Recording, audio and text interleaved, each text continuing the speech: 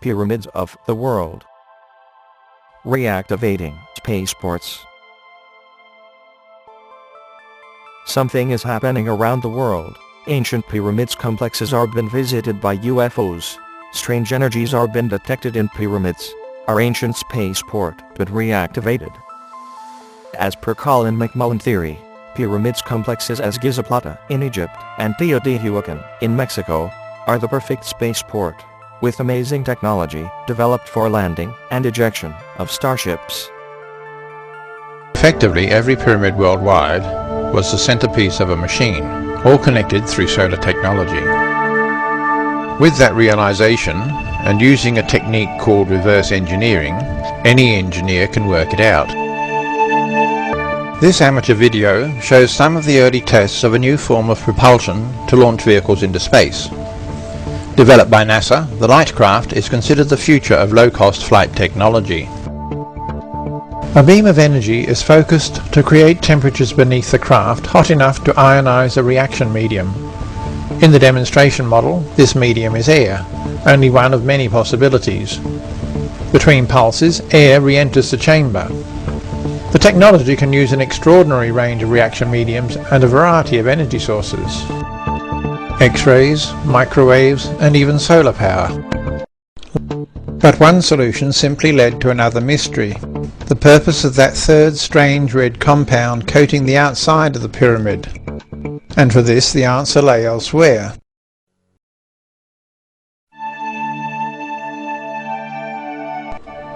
Some years ago, an ancient contract was found that detailed the requirements for a small but perfect pyramid, being built at the same time as the Great Pyramid.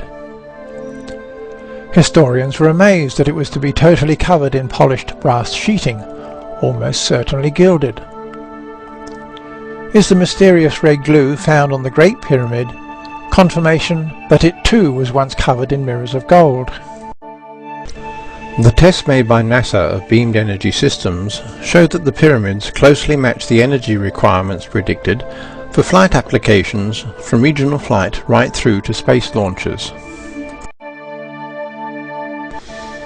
There are now more than 45,000 pyramids on record. In a network that stretches right around the globe, their height and size varies enormously, but the general ratios and features remain remarkably constant. Though not all the sites shown here have pyramids, they do all have strong associations with visitations from gods. Local evidence of massive and sophisticated development in agriculture, trade and technology is also common, and larger complexes always have at least one great pyramid. The early visitors were obviously alien, and commonly wore some form of spacesuit. More recent visitors, rather significantly, are described as children of the gods, and are commonly tall, fair, bearded, blue-eyed, and obviously human. From low-tech reflectors to the sophisticated waveguide channels found at Teotihuacan, different types of pyramid used different forms of beamed energy. Depending on pyramid size, the power was used to launch both air and spacecraft. As per Zacharias Sitchin, translations of ancient Sumerian tables, the Anunnakis arrived on Earth 450,000 years ago. Station Earth 1 was established in Eridu 445,000 years ago for extracting gold from the waters of the Persian Gulf.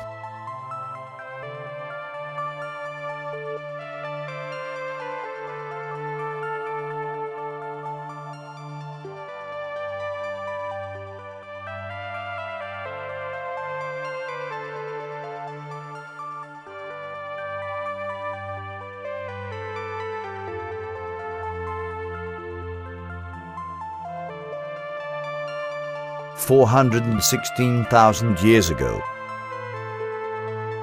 Gold production falters. It is decided to obtain the vital gold by mining it in southern Africa. 3.47 to 3.24 billion years ago, one of the oldest meteorite impacts on Earth is going to occur. The meteorite impacted in today's southern Africa.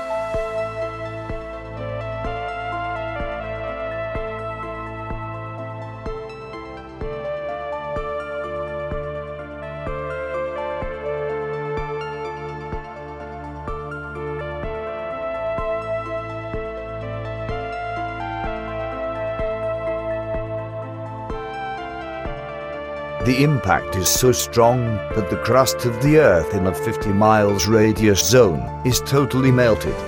The liquid crust flow out of the crater as a river delta, causing that all the deep crust expand around the crater for several miles. The explosion causes what is known today as Barberton Crater, located in eastern Mpumalanga, South Africa. It is here, at Barberton Crater, that the first South Africa spaceport is established.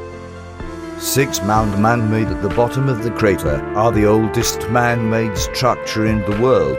The Barberton Crater Valley of the Pyramids is here, at the border of the crater, where Adam's calendar lies. All together are the oldest man-made complex of the world.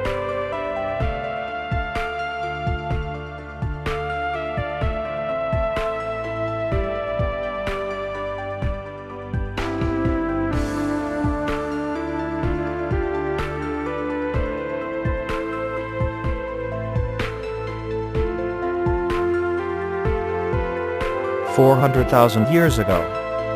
7 functional settlements in southern Mesopotamia include the spaceport, Sipar, Mission Control Center, Nippur, a metallurgical center, Shirapak. The ores arrive by ships from Africa. The refined metal is sent aloft to orbiters, then transferred to spaceships, arriving periodically from Nibiru. The gold mining is spread all over the world. Spaceports are rising everywhere, and their constructors are been taken as gods by the local humanoids. The Anunnaki don't know for how long are they going to stay on Earth, and many of the complexes are been made as a temporary settlement.